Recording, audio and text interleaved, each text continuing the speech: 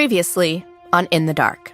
In the morning of 19th November 2005, a painful distress has happened when an American soldiers had executed 3 families with a number of خويسة حميد 24 people جهيد killed by U.S. Marines. رشيد عائدة نور Some are comparing the Haditha killings to the Vietnam massacre at My Lai. عائشة هدى What he noticed was gunshots. محمد. Most of them a gunshot in the head or in the chest. The Haditha incident is under investigation. زينب. Obviously, the allegations يونس. are very troubling for me. سبأ. Some of his family members were killed that day. هاي أختي أسماء. And he's like crying to me about it. وليد. And I'm like, all right, but we lost a Marine that day too. هذا ابنها عبد الله 3 سنوات. Can I help you? Oh, hey there, Mr. Jasani. مروان. Any comment on قحطان. the Haditha incident? No, I don't have any comment. وتشاسب وجمر. يعني تقريبا يعني تناسينا الموضوع يعني. He says they gave up on anyone talking about this case again or someone reinvestigate the case. أعتقد إنه هذا واجبنا لغرض إظهار الحقيقة. He says that this is his duty for the truth to be told.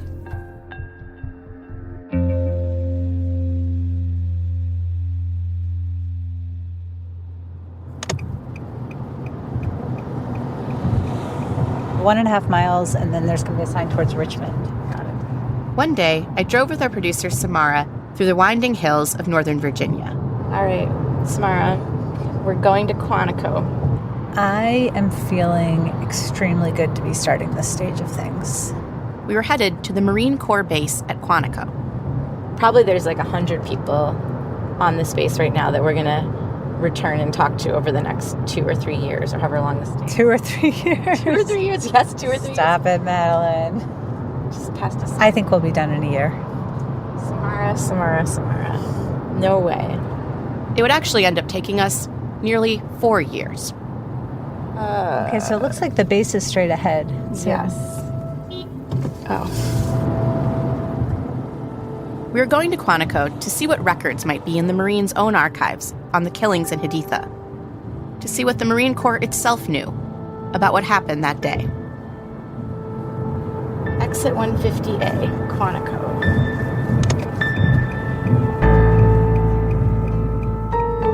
This is Season 3 of In the Dark, an investigative podcast from The New Yorker. This season is about the killing of 24 men, women, and children by U.S. Marines in Haditha, Iraq. It's a story not just about the killings themselves, but also about the failure of the U.S. military to bring the men responsible for them to justice. In this episode, we go on a quest, a search for records on the killings in Haditha, records the government has kept from the public for years. This is episode 2. I Have Questions. You can't just walk into the archive at Quantico. First, you have to get onto the base. You have to get registered. You have to provide all kinds of information, like your boss's cell phone number and whether you've been convicted of a felony. You have to put your finger on a little pad that takes a digital fingerprint. You get photographed, and then you get a QR code. You take the QR code to a security checkpoint. Checkpoint, 1,000 feet. Show it to a Marine standing guard. Morning. Got these. And if all goes well, they let you onto the base. Thanks, you too. The base reminded me of a big state university. The archive was inside a 3-story reddish brick building that looked brand new. Like if bricks could gleam, these would. It's like a really nice-looking, newer building. A carpeted hallway led to an empty reception desk. Not a single person was there, other than a guy vacuuming the floor with one of those vacuum backpacks. This is the most desolate archive I've ever visited. We wandered upstairs to the 3rd floor and found a man I'll call Jeremy. Jeremy was one of the archivists. He was extremely excited that 2 journalists had shown up in his archive. He was literally bouncing on his heels. He told us that people don't usually come in asking questions about the Iraq War. Far more standard was the World War II buff, who would show up during our visit a few days later, asking to look at a map of Iwo Jima. My first impression of Jeremy was that he appeared to have not seen another human being in a year. And given that we were still not that far out from the COVID pandemic, it made sense. Within the first 5 minutes of meeting him, Jeremy had told us a condensed version of his own military history. He joined the Army right out of high school and was deployed to Baghdad as a tank crewman during the war. One of the first things Jeremy said to us was, "I have questions." Questions about the Iraq War. So many questions. About everything from why they were given green armor to wear in the middle of a desert, to why the U.S. invaded Iraq in the first place. Given the pandemic, Jeremy told us, he'd ended up having a lot of conversations about this with his cat, Chopstick. At this point, you may be wondering why you aren't hearing Jeremy saying any of this. We did ask Jeremy whether we could record him talking to us, and perhaps giving us a tour of the archive. He said we'd have to ask his boss. So we went upstairs to talk to his boss, who told us, in the most friendly possible way, that to get approval to record an interview with Jeremy would take forever, like months, and might not even happen. And in fact, could trigger all kinds of unforeseen consequences for the archive and everyone working in it. He said it would be an OPSEC issue, as in operational security. At one point, he rattled off a sentence like, if we ask to record, what's going to happen is that the ABC's going to have to talk to the XYZ, and of course that will trigger a 42B, which is obviously not good. And then before you know it, it's a whole 1, 2, 3, and probably, eventually, the 555 will get involved. And at that point, Jeremy and his boss both sighed knowingly. This was perhaps our first inkling that dealing with the military was going to be its own particular kind of difficult. By the time we were done reporting, we would have so many examples of military secrecy that this one would come to seem almost cute. Anyway, we agreed to just record ourselves in the archive, not anyone else. And Jeremy, by the way, is not even the archivist's real name. We explained to Jeremy what we were looking for. Any records of the killings in Haditha. Jeremy remembered the incident. He said, "Didn't people get punished for that?" I told him no. He looked surprised. "How many people were killed in Haditha?" he asked. 24, I said. Jeremy threw up his arms dramatically and said, "And we wonder why they hate us." He then walked around the office, still throwing up his arms, repeating, "And we wonder why they hate us. We wonder why they hate us." Jeremy led us to an empty room. All right, where should we set up? I'm going to get on my computer. And then he started bringing us stuff. Here it comes with the boxes. Great. What do we have? What we found in the archives was nothing that could help explain what actually happened that day. No investigative records or anything like that. Instead, we found artifacts of the Marine Corps' efforts back then to manage the public's perception of the killings. All right, so... There were talking points and press releases, and plans for news conferences, Headquarters Public Affairs Office, and press clippings about Haditha, media items on Haditha, and written reports, tracking the types of news coverage the case was getting. The New York Times and Los Angeles Times led coverage with 4 items each. None of this was all that interesting. But there was one thing we came across before we left the archive that got our attention. Oh, this is super helpful. It was a list of oral histories, recorded interviews, mostly with generals and other top-ranking Marines. One name in particular on that list stood out: Marine Corps Commandant General Michael Hagee. I knew that name well, because General Hagee was in charge of the Marine Corps at the time of the Haditha incident. I tried to talk to Hagee, but he declined to be interviewed. I had heard Hagee talk about the Haditha incident before, but only in press conferences, broadcast on TV for a national audience. Make no mistake, a Marine who has been found to have violated our standards will be held accountable. It is an important part of who we are, and all Marines expect it. As Commandant, I am gravely concerned about the serious allegations concerning... That's what Hagee was saying to the public. But the interviews mentioned on that list in the archive weren't recorded for the general public, or ever broadcast anywhere, as far as I could tell. They had been done by an official Marine Corps historian, as part of a collection of interviews with high-ranking leaders. We could see from the list we found that the interview existed, but the archive wouldn't give us the actual recordings. It ended up taking us years to convince the Marine Corps to finally turn them over. This is an oral history recording with General Michael W. Hagee, Hagee, by Dr. Fred Allison in the Commandant's office at Pentagon. Good morning, sir. How are you today? Great, thank you. I'd like to start the interview sort of looking at some of the early... In the comfort of an interview with the Marine Corps' own historian years after the killings, Hagee talked about the Haditha incident in a way I'd never heard before. In more than 17 hours of recordings, Hagee never expresses remorse for the dead civilians. Instead, what he talks about is damage control. To me, that was the big event of 2006. Oh, really? The Haditha thing? That could have been horrific for the Marine Corps if we did not handle that correctly. Another My Lai. Or another Abu Ghraib. Yeah. Hagee had been prepared when the Haditha incident broke. A few years before the incident, when he took over the Marine Corps in 2003, one of the first things he did was to hold a kind of public relations war game. We did an all-day Saturday drill there in Washington. I hired a small company, and I said, I want you to come up with a scenario that would be catastrophic, public relation-wise, for the Marine Corps.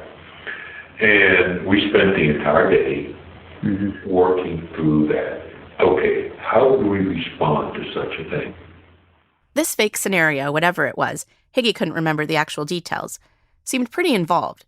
Hagee even had someone play the role of Congress, presumably asking questions about the incident and demanding answers. At the end of the day, it was a long day, it was a hard day. At the end of the day, we actually came up with a playbook. A playbook. If something like this happens, this is what we're going to do and how we're going to handle it. About 3 years after that PR war game, in the spring of 2006, the Haditha incident hit the news. There was a month or so there, maybe 60 days. It was bad. It was worldwide news. Yeah. I had friends sending me articles from German newspapers, French newspapers, Japanese newspapers. It was worldwide. Hagee jumped into action. And what he did was pretty simple. Talk to reporters, seem accessible. I gave interviews to everyone. I talked with anyone. And go right away to Congress and talk to them too. And then basically ride it out. And the way Hagee described it, it sounded like all that went pretty well. But Hagee had one very large problem. I found out that there were pictures taken. Pictures, he said. I saw them. There were photos of what had happened in Haditha. The photos were taken by Marines shortly after the killings, inside the houses. Hagee didn't describe the photos, but whatever was in them was apparently so shocking that Hagee feared that if the photos ever got out to the public, it could devastate the Marine Corps. Just 2 years earlier, Hagee had watched the Abu Ghraib scandal hit another branch of the military, the Army. Army soldiers were found to have been torturing and sexually humiliating Iraqi prisoners. And that story broke specifically when photos of the abuse became public. Those photos were broadcast by CBS News and published in The New Yorker and on the front pages of newspapers across the world. It had been a disaster for the Army. I was absolutely committed to not letting this happen to the Marine Corps.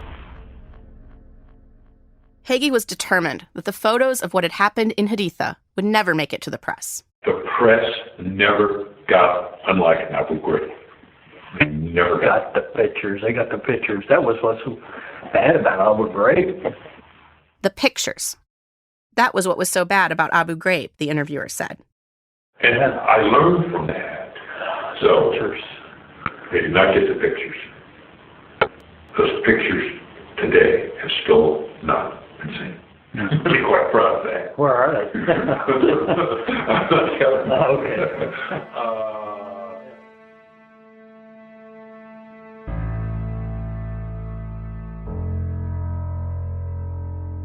There are few things that motivate an investigative reporter more than a powerful person talking about how proud they are that they were able to keep something secret. And here I was listening to Hagee bragging about getting away with hiding these photos from the public, implying that the photos contained something important. So important that, in his opinion, the public should never find out what it was. As I listened to Hagee talk about this, I knew right then and there that I would do everything I could to pry these photos loose, to see for myself what they show. We'll be back after the break.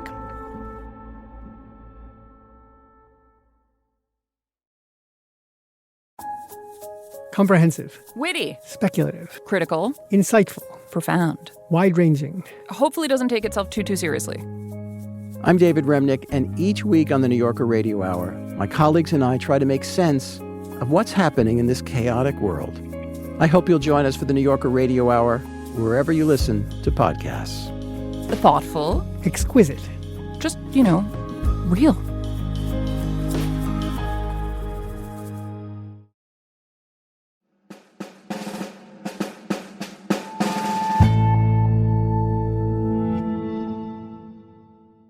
It wasn't just photos that weren't released to the public. There were documents, thousands of pages of internal records generated by the military about what happened in Haditha. Back in the months after the killings, President Bush pledged that the findings of the government's investigation would be made public. One of the things that happens in a transparent society like ours is that there will be a full and complete investigation. The world will see the full and complete investigation. But that never happened. Despite what President Bush said, the world never saw that full investigation. And those hearings Congress promised to hold, they never happened either.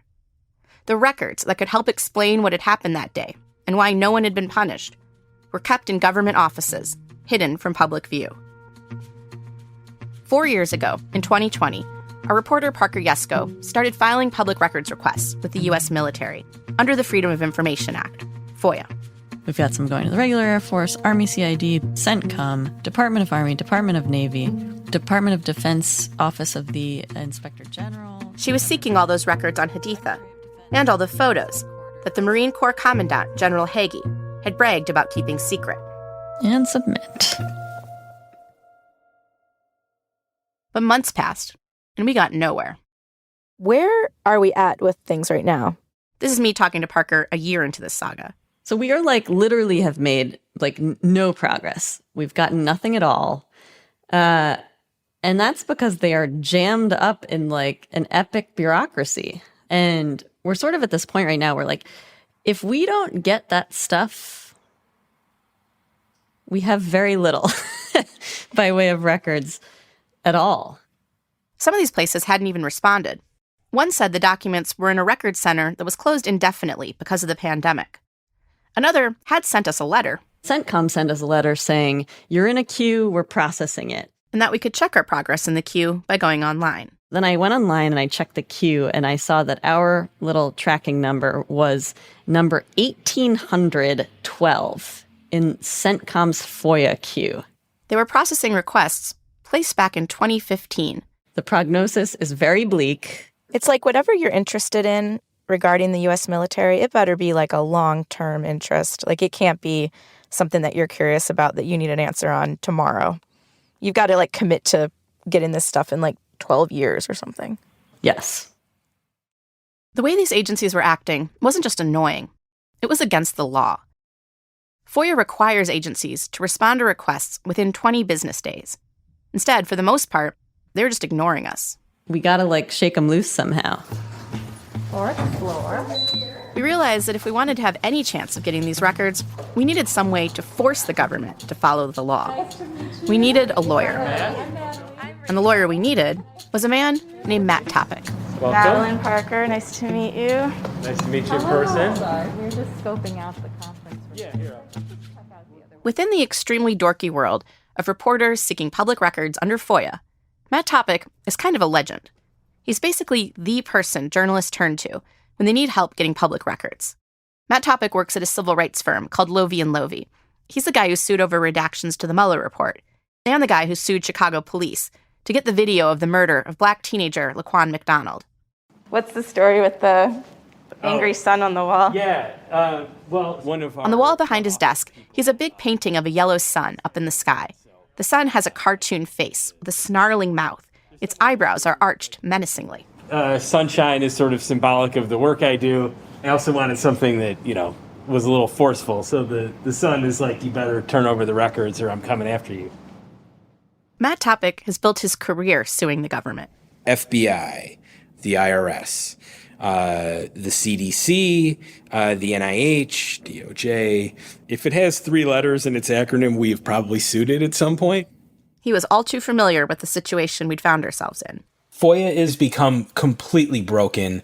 I think the courts recognize that it's broken. The agencies recognize that it's broken. We can all see that it's broken because you're supposed to be getting records within a few months of when you make a request. And very often you will get estimated completion dates that are a year or 2 years or 5 years down the line. And it's obviously very... But Matt Topic told me there was another way.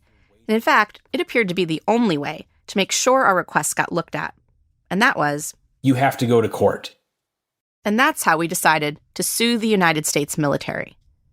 We filed suit against the Department of Defense, the Department of the Navy, U.S. Central Command, and the Marine Corps.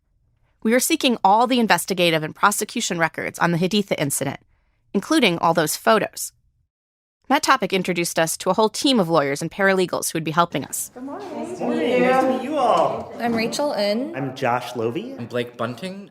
But he told me even with the help of his entire team, under the best-case scenario, this could still take a very long time. At one point, I was talking to the paralegal Blake Bunting about all this. What do you think about our chances? Oh, gosh, with who you're up against, and the records that were withheld and what they might imply in terms of our service members. Yeah, I don't know. So we crossed our fingers and waited. All right, Parker just slacked me. She needs to call me about something. And I hope it's documents. Every time I would get a call from Parker, I'd be thinking, maybe she's calling me to tell me that the military had sent us documents. So she should be calling me any second. Hello. But... Okay, so I made this diagram that everybody hates, but I think is very helpful to me. She never was. And it sort of channels my love for Grateful Dead. But SpaceCom was disbanded, and then many of these are geographic commands. Can I talk you through the part that's just like building the universe before we winnow it? All right. Bye. There did seem to be a few promising developments, like how after we filed one of our lawsuits, we'd ended up in a different, much shorter FOIA line, a line for people who sue. We got as close as number 6 in that line. And once we would get to the number 1 spot, U.S. Central Command, or CENTCOM, would start processing our documents.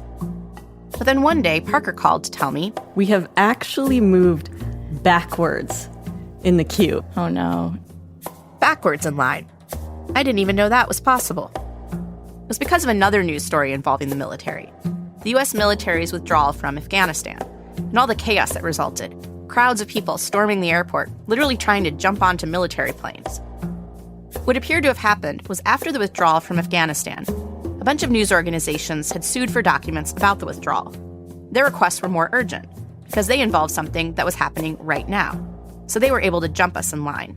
There better be nothing, oh, that stinks. I found myself starting to check the news on my phone every morning with an entirely new perspective, quickly scanning for any military news that could lead other reporters to file FOIAs that would push us even further back. Any conflict that the military would claim was diverting their attention from our requests. We started to despair. Because by this measure, we're never going to get stuff. Something is always going to come up. Totally. Also, what I bet once they are done, once August 31st comes and goes, which is the deadline for withdrawal of the United States from Afghanistan, will they just come up with something else? It's like... Absolutely. Well, have you heard about what's happening in Guam? You're like, oh, The problems kept mounting. Okay, so with respect to the status of plaintiffs' requests to the Navy. Another written update with bad news read to me by Parker. Unfortunately, the individual handling the release had an injury and was out of the office for a period of time. No. Are you serious? We're just annoyed. We're annoyed. So annoyed. It's ridiculous. And then one day, Parker called again. That's after the break.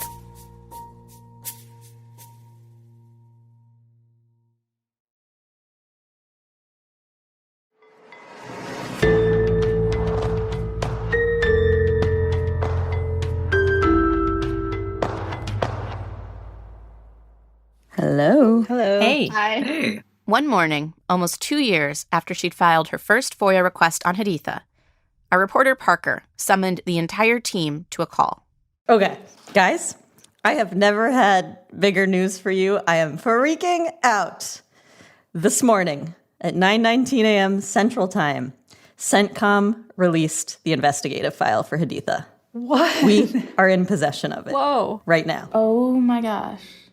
It had taken nearly 2 years and 2 lawsuits, but the government was finally releasing documents in response to our FOIAs. Suddenly, we had tens of thousands of pages of government records that, as far as we knew, had never been released to the public. This is crazy. This is very good news.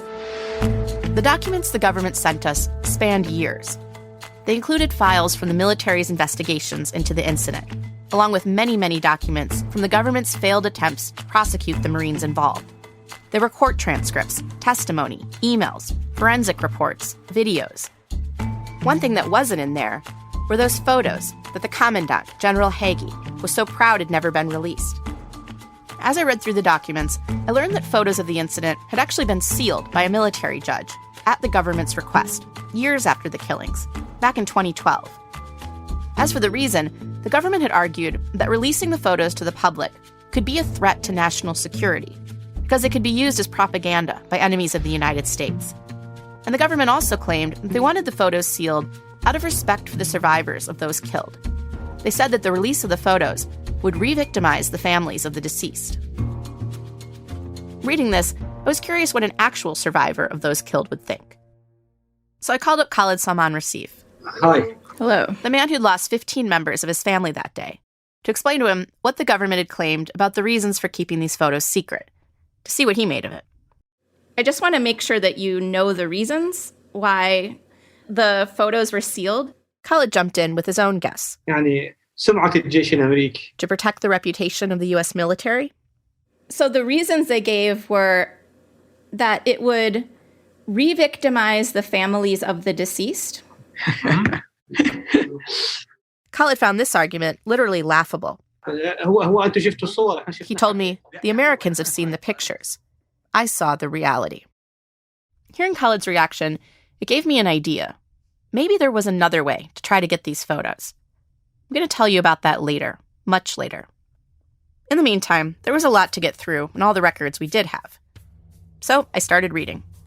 All right, time to read the document. Day 1, page 1. Opening the file now. Here we go. All right. Day 2, page 38. At a coffee shop. Day 3, page 233. It's day 15. I'm at a McDonald's, and I'm starting at page 534. I'm at page 828. Page 9,454. Waiting for my doctor's appointment, and I'm on page 12,387. Reading statements. I measure everything in page counts right now. Statements from Marines. Who was there? What they saw. What they said to each other. What they did. Just like deposition after statement after deposition after statement. Statements from Iraqis. What they saw. How they felt. Making progress. Forensic reports. Testimony. Wow. Handwritten notes from investigators. Diagrams of the inside of the houses the Marines entered that day. Things that definitely seemed important. This really is starting to change how I view this incident. Things that didn't. I don't know. And everything in between. This is so confusing. Everything the military knew about what had happened that day. I took notes on all of it. So many notes, I actually reached the length limit on a Google Doc, which I didn't even know was a thing. In case you're wondering, it's 1.02 million characters. It's going on and on and on. By the end of our reporting, we received from the military a total of more than 25,000 pages. And we read every one of them.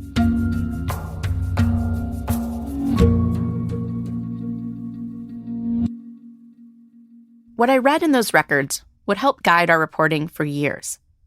The records would point us to certain people to talk to, certain evidence to consider. Over the rest of this series, I'm going to tell you about all of it. I want to start with one particular kind of document. The statements of the Marines who were in Haditha that day. Not the Marines who killed the 24 people, but the Marines who responded to the IED explosion and saw the aftermath of the killings that followed. These Marines had had conversations with the shooters. They'd helped move the bodies of the dead. They described what the bodies looked like, what kinds of injuries they had.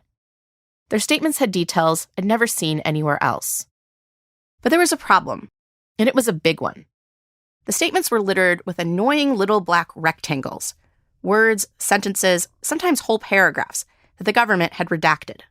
Reading these documents, you'd be forced to interpret lines like, Redacted said he had a conversation with Redacted about what happened inside Redacted House.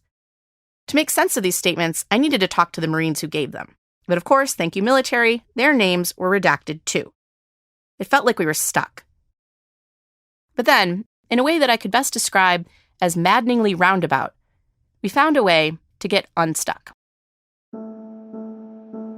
We'd seen a news story from 2012 about a group of hackers that broke into the email accounts of the defense lawyers for one of the Marines accused of the Haditha killings. The hackers downloaded a bunch of the defense lawyers' emails about the case. They posted them online somewhere. I thought what the hackers had posted might include something important. If it was still out there, I needed to look at it. But by the time we were reporting on the Haditha incident, a decade after the hack, we couldn't quite tell where these emails were. Our producer, Raymond Tungakar, went looking for them. He started in all the regular places. Google, the Internet Archive. I didn't find anything. There wasn't like a website that I found where you can like just download all these emails, which is kind of strange. Like the whole point is to make it public, so where is it? Like where are these emails? Raymond looked everywhere. He even ventured onto the dark web. Like that's where you go to like buy opioids, engage in human trafficking, ship large suspicious packages like in shipping carts overseas. Like, I don't know. He downloaded secret browsers, got a special hard drive. For an extra layer of security. Did some academic research. I learned from an old master's thesis on hacktivism. And he tracked down specialists who he thought could help. I messaged one guy who described himself as like a data hoarder. A data hoarder? Yeah, he had, apparently this is a thing, and I still found nothing. But then, after weeks of trying to find the hacked emails from the defense lawyers on the Haditha case, Raymond called me up with some news. He'd been poking around on a website called DDoS Secrets. It's a massive repository for leaked documents. He tried searching for the emails using all the obvious search terms. Haditha, the name of the hacked law firm, the name of the Marine they defended. Sadly, he'd come up empty. I tried one more thing. Raymond remembered reading that the hackers had a weekly ritual of releasing document dumps on Fridays. They even had a special hashtag for it. They called it Fuck FBI Friday, like a hacker's Taco Tuesday. And so, Raymond typed in Fuck FBI Friday and hit enter, and boom. Tens of thousands of emails, court documents, and other associated files that were part of this major email leak. Whoa. Okay, that's crazy. Tens of, how many? Well, so in total, there's more than 30,000 files. Thousands and thousands of emails. Most of them were completely unimportant work messages, not newsworthy at all. But amidst all this humdrum, we found an email attachment, a single document that would become our Rosetta Stone, a key that would unlock everything. It was a list of statements given by Marines to investigators on the Haditha case, basically an index. It listed the rank of the Marines who'd given the statements, the dates they were interviewed, and, amazingly, it listed their names, the names that had been redacted in the official files the government gave us. They were just there, out in the open. Most of these guys had never talked to a reporter before, never told their story to the public. But that was about to change.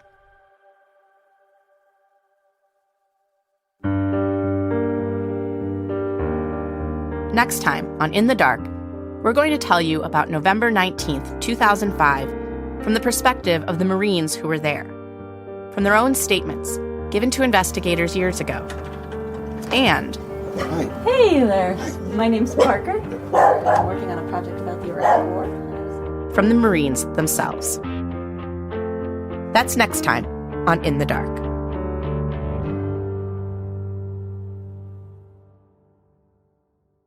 If you want to listen to episode 3 right now, ad-free, you can do that by subscribing to The New Yorker. Subscribers will get access to all of our remaining episodes ad-free a week early. Go to newyorker.com/dark to subscribe and listen now.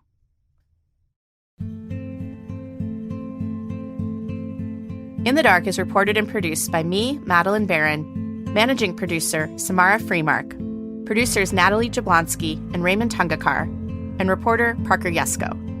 In the Dark is edited by Catherine Winter and Willing Davidson.